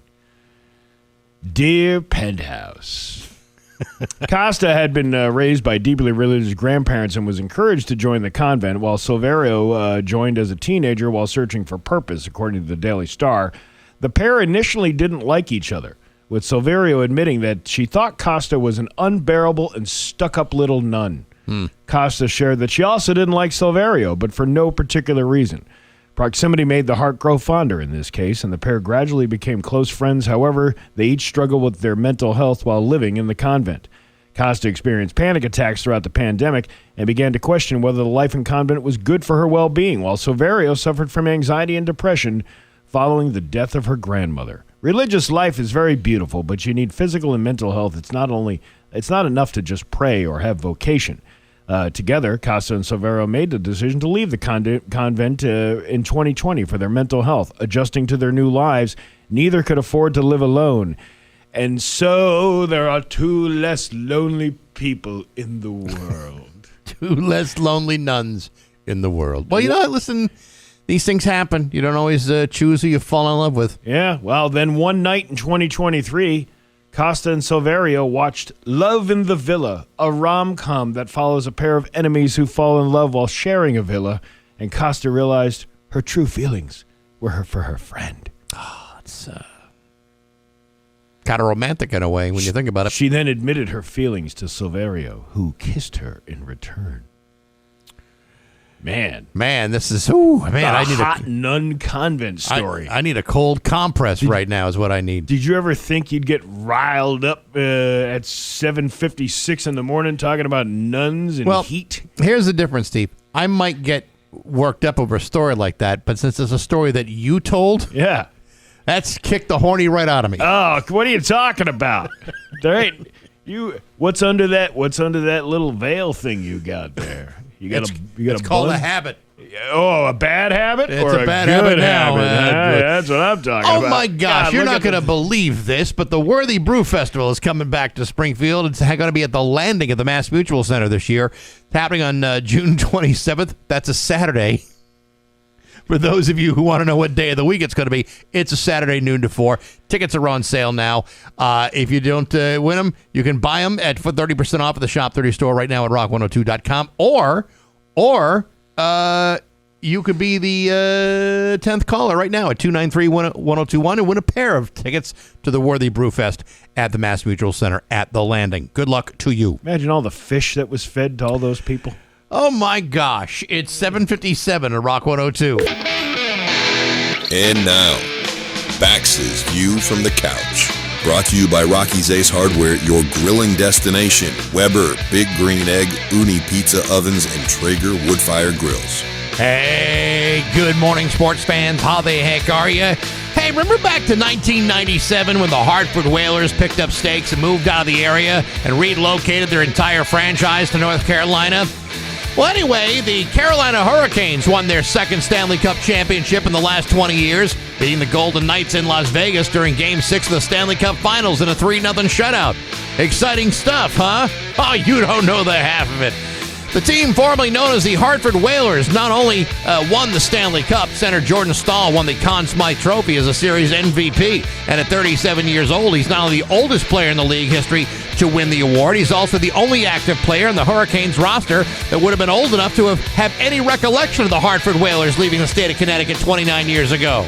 Oh, sure, there were other guys in the Carolina roster that were over the age of 30. Nicholas Hall, Jordan Martinook, and Mark Jankowski, all those guys were over 30, but they also would have been 3 or 4 years old at the time, and who can remember anything from that far back? Heck, a large bulk of the population of Connecticut can barely remember that far back either, and yet, had they stuck around for just another 2 or 3 more decades, then perhaps the city of Hartford could be enjoying this celebration instead. But of course, that's never going to happen. You see, the Stanley Cup is in the hands of the Carolina Hurricanes right now. In fact, I would be surprised if the Cup even made it this far north at all. 1997 was an awful long time ago, and all the people who either played for the Whalers, worked for the Whalers, or even part of the decision to move the team are now either dead, old, retired, or sold their controlling interest in the team for $420 million 5 years ago. Nevertheless, while many of you pine away at these missed opportunities, let me be among the first to say there's always next year. Or maybe there's not.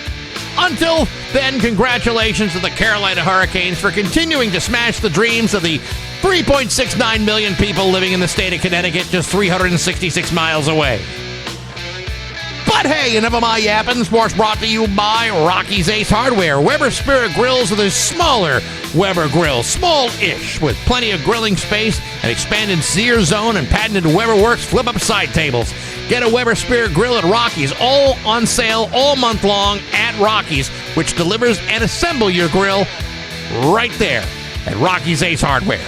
I'm Bax. That's my view from the couch. Rock 102, Springfield's classic rock. 102 Springfield's Classic Rock. It's 8:11 in Queen on Rock 102. It's going to be sunny today with a high of 75. It's 6-7 in downtown Springfield. Fitzy, brought to you by Next Gen Roofing. Just remember, they do this every single day. On the phones right now, it's Fitzy from TownNews.com. How you doing, buddy? Gentlemen, I am here today to propose a special bill for the Commonwealth of Massachusetts. It is on this day, Monday, June 15th, 2026, that we make a special visa or extension and allow all of the Scotsmen to stay in Massachusetts forever, as long as they want. Hell, let's pick a town like, I don't know, Littleton, Athol, I don't know, Fitchburg, someplace, and just if we need to rename it New Scotland and give it to them so they have a permanent residence, let's do it, because they have brought the party. It's no Scotland, no party. This place is different now, and I want them to stay freaking forever. Hey, what do you think about taking them on a tour from Athol to Yarmouth? Well, sure.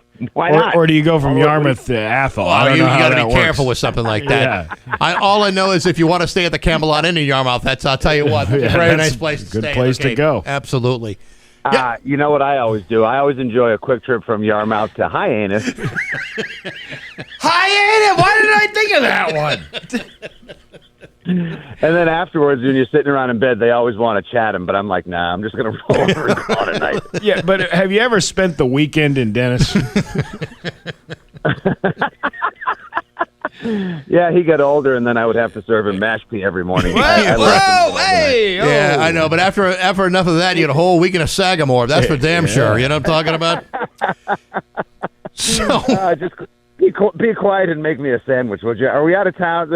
Are we out of town? You know, what's amazing is we've had the Scots in Massachusetts. They're enjoying the hell out of themselves. At the same time, the governor extends bar hours to 3 o'clock in the morning. It's like these guys couldn't have come at a better month. Just every single thing they've done since they've arrived. Like, you guys probably all saw the same news stories I did, where they get off the plane and, people were trying to understand what they were saying in the airport. It's like you need to wear those baby blue UN translator headsets whenever they're talking. It doesn't really matter what they're saying, because whatever they're saying or whatever they're singing is jovial and well-intended. But the stories of them drinking the airport in Glasgow dry, they drank the airplanes on the way over here dry, and then they got to the airport. They said, like, oh, yeah, we finished the beer on the airplane, so we had to switch to wine. It's all right. I hope your pubs don't open. And they get here, and they just start hammering back pints, singing everywhere that they go. They're the fact they're out till 3 a.m, then they wake up at 7. Have you seen the videos? They get outside in the morning. It's 7 a.m.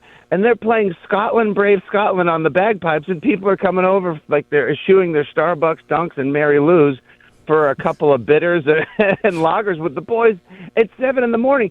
And the crazy thing is, that's breakfast. It just goes until 3 a.m. Wash, rinse, repeat. I can't get, so Friday I was over the weekend I was working in downtown Boston at City Hall Plaza hosting the FIFA World Cup watch party. Wow, humble brag. Nice job, Fitz. Yeah, listen, please. And whenever I was up on stage, there were people there watching all the matches, and you get some fans from, like, wow, I had no idea this many Bosnians and Herzegovinians, if you will, were in Boston or came over for the World Cup. But if there was ever a dull moment on the microphone, you could hear over at all the bars in downtown by Haymarket, like, the Purple Shamrock, the Dubliner, Hennessy's, all those places. It just sounded like a Guy Ritchie movie taking place. Just, squabbling and people throwing each other, tossing each other around, and bagpipes and singing. Like, They have just taken over, and it feels like, correct me if I'm wrong, but doesn't it almost sort of feel like we've won a championship again, and it's just like the longest duck boat parade ever? Well, I mean, think about it. I mean, Scotland hasn't been in the World Cup in like 20 some odd years. They get here, they win, they beat Haiti 1-0.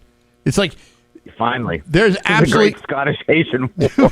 Of course, I mean they've been bloodthirsty enemies for generations. But you just think like if there was like more reason for the Scots to drink, this would be it. I don't know I don't know who they're facing next, and it doesn't even matter. I hope they're here for the long haul. Oh yeah, Friday they play Morocco down at Boston Stadium. Friday, I think it's the afternoon game. I talked to some guys that I knew from when I worked for the Pats, and they said from all the great regular season games that they attended, from all the playoff games they worked, the most electric atmosphere was Scotland-Haiti. That guys got on the train at 8 a.m. from downtown Boston and took the commuter rail down to Foxborough, got there at like 9:30, and then they started the tailgate. The match was at 9 p.m. and they just lit the bars at Patriot Place up all morning, all day, and all night long. What's the salary of how do they afford those drinks at Patriot Place? Yeah, you're talking like probably $15 for a beer. Did you see how much yeah, I don't want to hear anything about like, I don't know where we'd get the money to pay Christian Gonzalez, and what are we going to do if we have to extend Drake May? Yeah, $19 for a Stella at the stadium. Get the F out of here. Yeah, right. That's what I'm saying. I mean, it just seems like an expensive habit to have. Unless you're bringing your own. You think they're sneaking in their own natty daddies on the side? Sir, excuse me. Could you go through the? Would you mind going through? Oh, sorry about that, boy. I didn't mean to make the alarm go. And you come back through like, sir, you have 4 Coors Taller Boys tucked into your pants. Have you seen those, Nagle, the 36-ounce silver bullets? I did a video about them last week. I'm like, we got goat piss in a can, 3 of them. Oh, sorry, I must have missed that one when you were making your one about the naughty products they sell at Walmart these days. Oh well, they got all that kinds of stuff too. But what better way to commemorate America than by putting three times the amount of awful beer in one can, and then presenting it as this is something that is good, and then selling it special and commemorative. Well, this is why, Steve. This is why we came here. And brought special blankets and offered them to the natives, and then we took over their lands and we fought the British and we started this great nation so we could put 3 times the amount of terrible beer inside a can, and then offer it at low discount prices, covered in queso and corn chips. This place is like the fact that also like, what do you think? Like also, do you think the Scots arrived here and they're like, oh boy, now you've got the worst beer out of Busch Light, and you made it taste like an apple pie. Wow. That's something special, boys. To me, it's incredible. To me, though, the nerve of that whole thing is that they're charging $30 for the taller boy. I mean, $30. Wait, why is it 30? Like, hold on, a 12-pack of Coors Light is like $13. Why the hell would you pay? Because it's a commemorative amount of money for. It's a commemorative can. Really? They don't make a beer can that has 3 beers in it. Oh, well, good Scarlett beers. Johansson has a commemorative can. Like, I don't care about. Hey, Blake Lively has a commemorative. And that's worth. And that would be worth seeing for $30. Vergara, there's. Yeah, right. Vergara, hey, there's a commemorative can for you. Speaking of taking it in a can, how about them Red Sox? No, I'm not. I'm staying on the. I'm staying on the Red Sox. Well, I mean, if you want to, we can take a Sox break. But, and there's nothing Patriots. The New York Knicks have won the World Championship of Professional Basketball, to which I say, and I know it's not a very popular take, good, fine, let it sting, let it set in, while they finish burning down all 5 boroughs and hoping that Spider-Man will come rescue them or that the Avengers will save the day. Spoiler alert, it's not how it works, New York. The Celtics should look at that, let it sting, let it set in, and let's make the rivalry between Boston and New York great again. I want a pre-David Ortiz, miserable, spitting tobacco juice on your opponent, slide into third base, spikes up, never be seen hugging or being amorous with the opponent and enemy, ever again type of relationship. Basically what it was in the 70s and the 80s and the 90s. When clubhouses were full of, taller boys and cocaine. That's what I'm looking for. With a record of 29-40, they're off to a great start. Yes, they are. Yeah. They're off to a terrific start. Wait, they're doing that well? They're only 11 games under 500? Yeah. You got to believe, though. The only life breathed into that miserable place over the weekend, Bax, was when the Scots organized a march, and they marched they went to some pubs. They hammered back a few.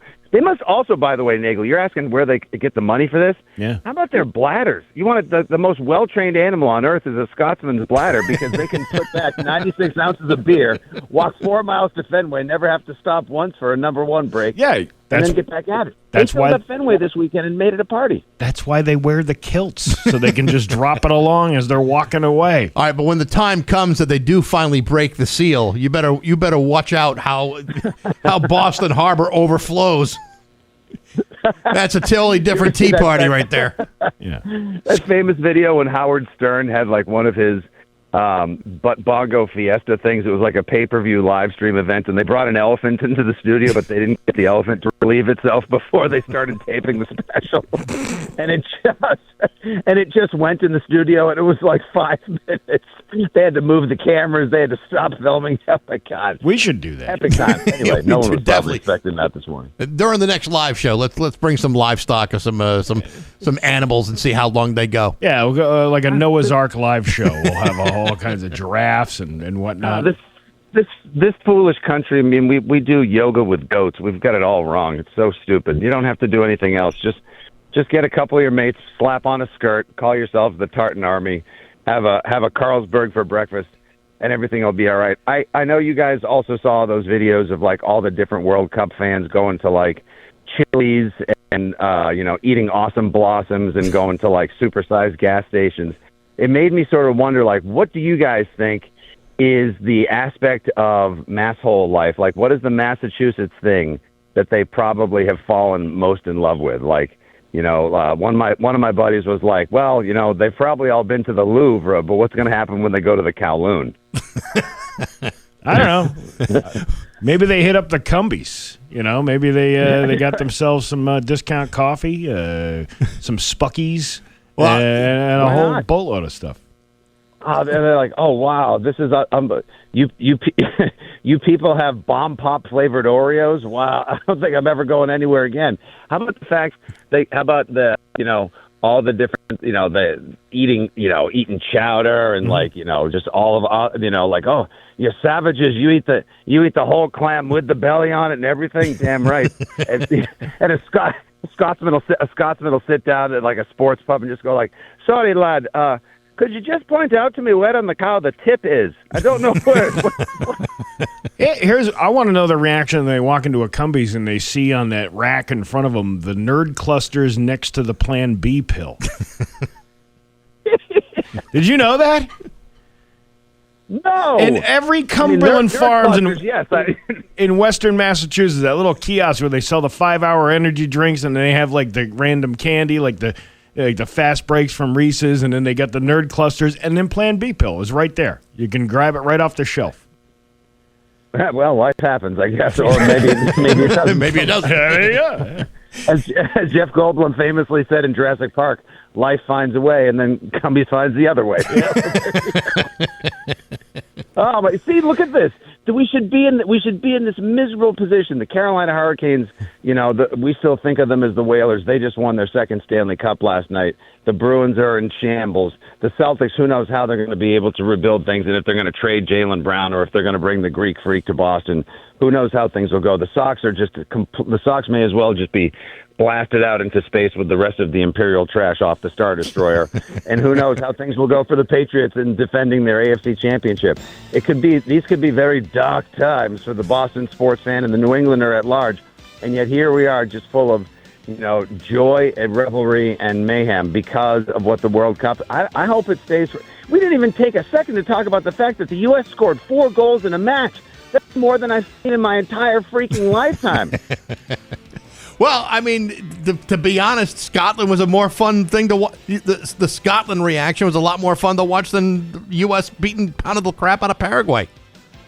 Yeah, we finally paid Paraguay back for all of the sins they've committed against us. That's right. Are we gonna? Yeah, we'll invade next and turn them into the 51st state. I think I think the U.S. plays Australia on Friday as well. I mean, the fact we're slowly becoming a Europeanized version of ourselves. And you know what? With the way that the Scots have turned things around, Scotland, brave Scotland, no Bax, no Nagle, no party. I freaking love it. I hope it never ends, baby. Fitzy, brought to you by Next Gen Roofing. They do this every single day. Fitzy, great to talk to you. We'll talk to you next week. All right, can't wait, boys. Have a great week. It'll officially be summer next week. Let's dominate. Let's get all swassy together. I can't wait. You guys be good, all right? Take care. It's 8:26 on Rock 102.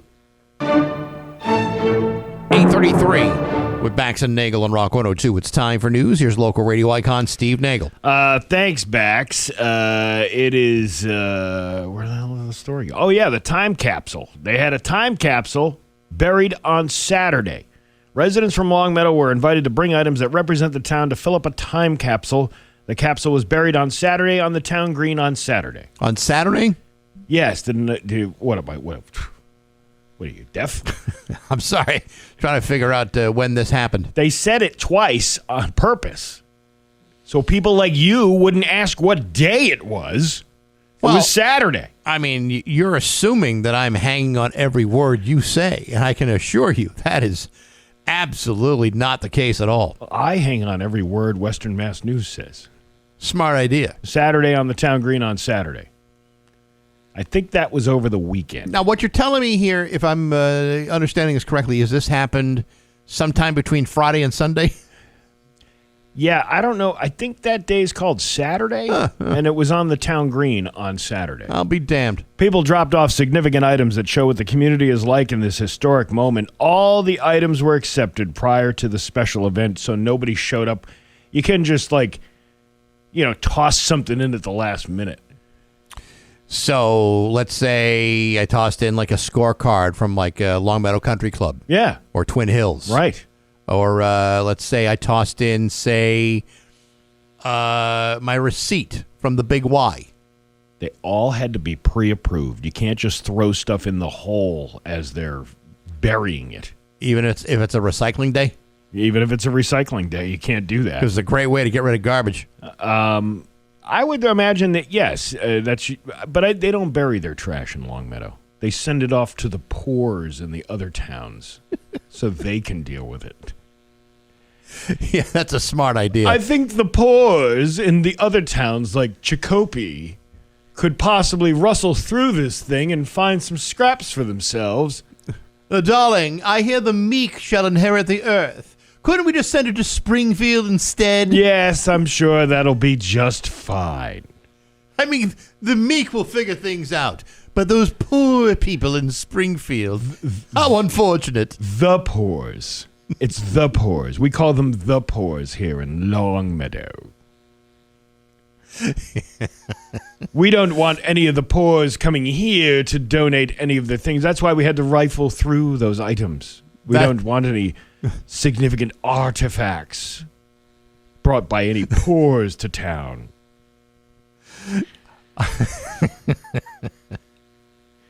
Because one day the poors will be eliminated.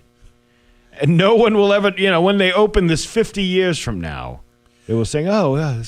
Actually, I think the rich need the poor to prove to everybody they're rich. Hey, that's not necessarily true. Oh, you got to have poor. Don't you? The dream from Longmeadow is for everybody to be rich someday. Believe it or not, and you're going to find this hard to imagine, but there are some people that live in Longmeadow that are not rich. What? I know. Come on. Yes. There are some people in Longmeadow that are dead-ass broke. Yeah, I know some people who live on that Berlin Wall border over there from Longmeadow into Enfield. They approach me a lot and say that. I bet they do. Yeah, we don't live in whatever gold-paved road that you keep talking about in Longmeadow. Yeah, they went years ago when I was living on Dickinson Street. We were straddling the border between Springfield and Longmeadow. You were straddling Dickinson? That's right. Yeah, that's all right. right. And I used to like to call it Longmeadow Extension. Oh, yeah. You know what I mean? Yeah, I know what you're saying. But we were still in Springfield. Yeah, well, I mean, it was like the haves and the have-nots. You might as well say you're in, Springfield. Yeah, we say we're Springfield's classic rock, but we're in Longmeadow. And we were in East Longmeadow before that. Well, Springfield is like the metropolitan area. It really kind of envelops all of us, really. Yeah, but it's, I mean, if you told say someone, you're from, if you told someone from Boston, "Oh, I'm from Longmeadow," they'd say, "Where the hell's that?" I don't know. You say I'm in the Springfield area. I say, "Oh, well, we've never been there." Years ago, when I used to have to book guests, I would have to I'd say Springfield, Hartford. That's smart because Hartford sounds a lot better than just saying Springfield. Unless you've been there. Yeah. And you realize it is no better. It definitely is no better. We're all the same. We are. More or less. There's just people here have more. In Longmeadow. Yes. State and local police are investigating an officer-involved shooting that took place on Mass Avenue in Springfield Friday night. The DA's office stated that the shooting took place at approximately 7 p.m. near 159 Mass Ave.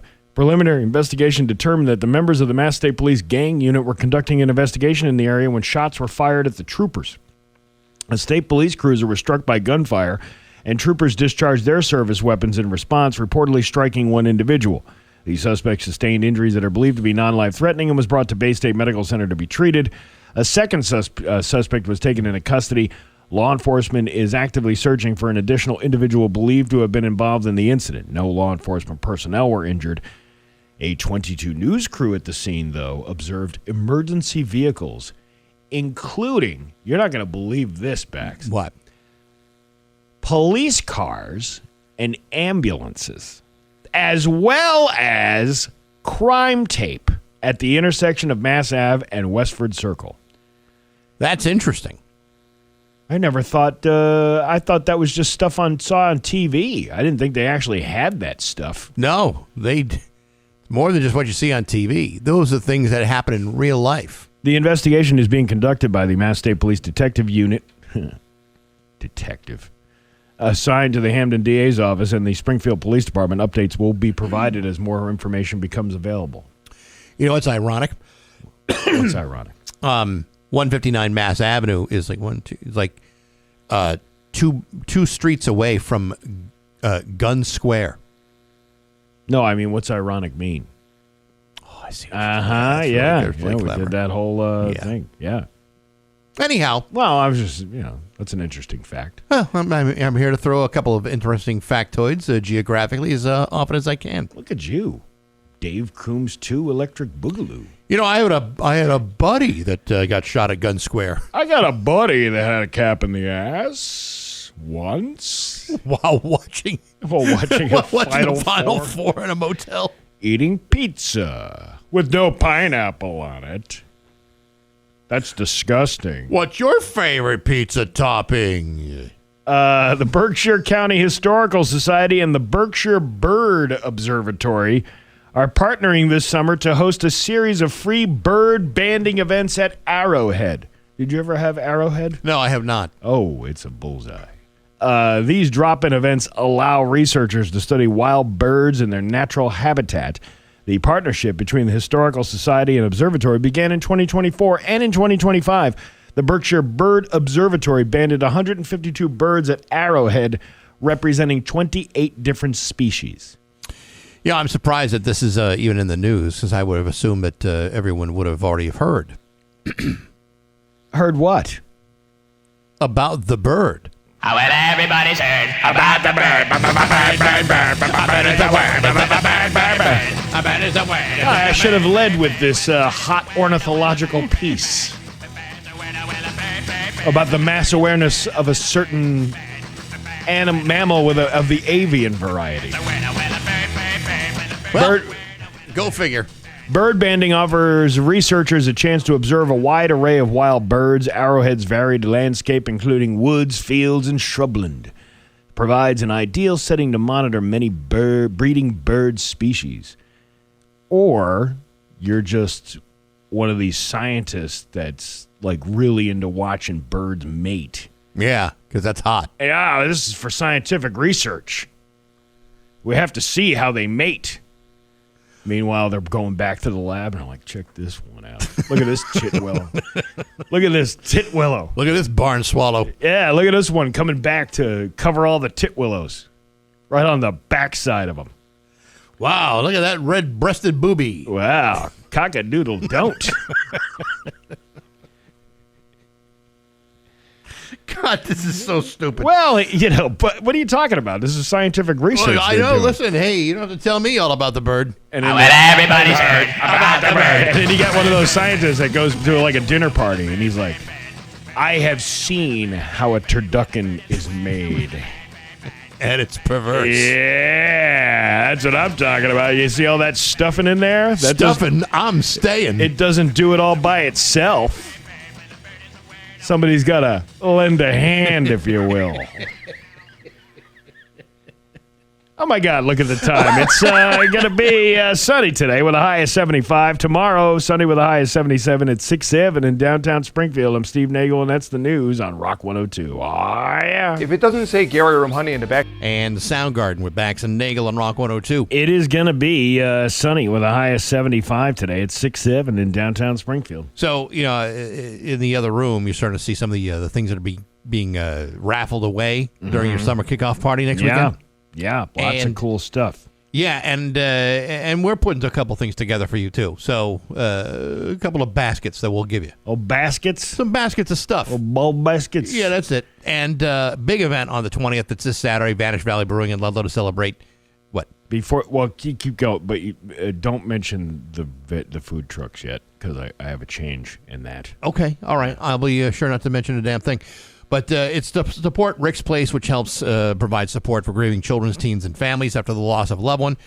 Going to be a great day, live music, loads of food and activities. It's going to be fantastic. And, of course, the great raffle prizes, including the garage door with installation courtesy of Father and Son Garage Door and the backyard pig roast courtesy of Hilltown Pork. You want to buy tickets? They're very, very simple to get. Rock102.com. Just $10.21 with every penny raised going directly to Rick's Place.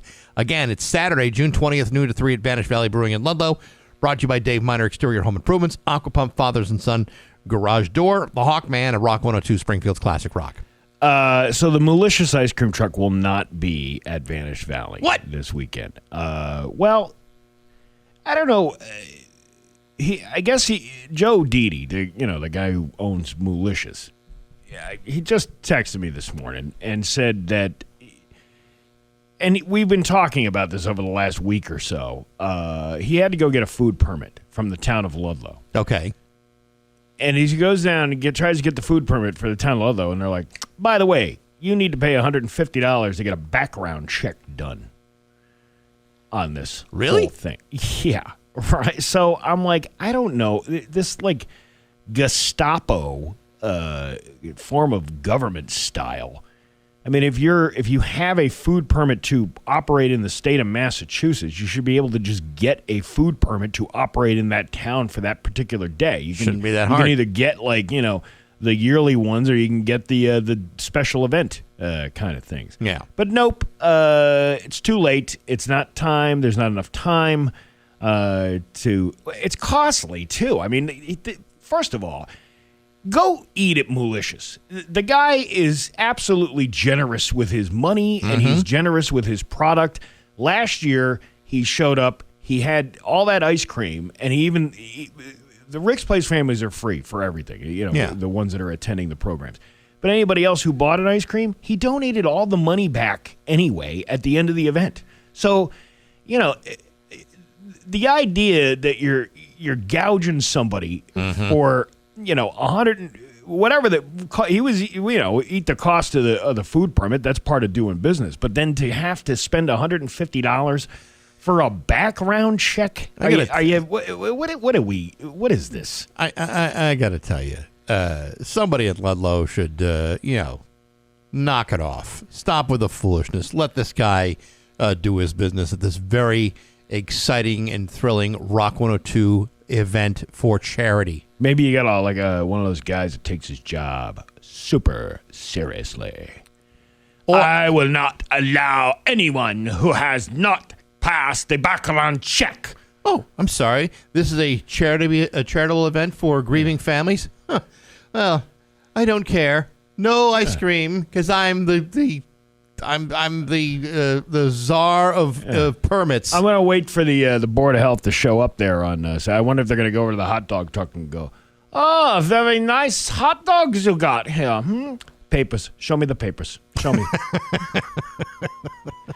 It just seems like perhaps you should like your ice cream to sit in the cooler. It is a charitable event, okay? Yeah. So you know what? Go and in lieu of the fact that he can't be there, he's making a very sizable donation, and he's also bringing a bunch of gift certificates that we can give away at the event for Moolicious. So support your local businesses, because apparently your town governments don't. And it would be nice if, if Ludlow just kind of got out of the way for a minute and, saw the benefit of having them there, as opposed to being an impediment for people to have fun so we can raise money and funds and awareness of a worthy cause. This is just disgusting. But anyway, lots of other great prizes for that event. It's gonna be a hell of a time. So bring the family out. Now, Steve, as you know, it is a great event, but I actually have some stuff that I need to give away, and I have to go all the way down to the bottom of the page to find it. But yes, did you realize, Steve, that today happens to be an Autumn Mist Monday? What? Shut the front door. I'm telling you. Nobody can beat their meat. Farm to table. I got a $25 gift card to Autumn Mist Farm. Again, 10th caller, 293-1021. Good luck to you. There you go. It's 8:57 on Rock 102. Hey, it's Steve Nagle. Join me in the Rock